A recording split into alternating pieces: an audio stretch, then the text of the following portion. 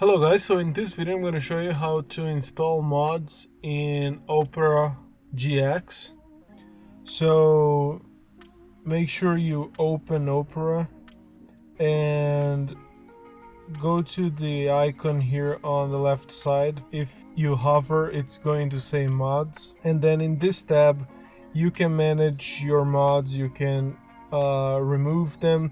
It is going to give you a couple suggestions of mods to install, but if you click here where it says store, and just make sure you accept this, and then here you can browse mods.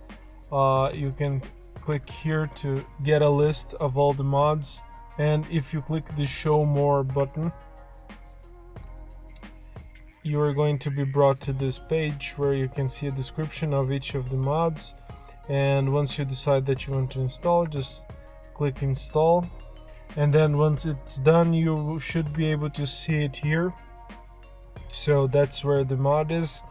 If I want to remove, I have these controls here that I can use to manage it.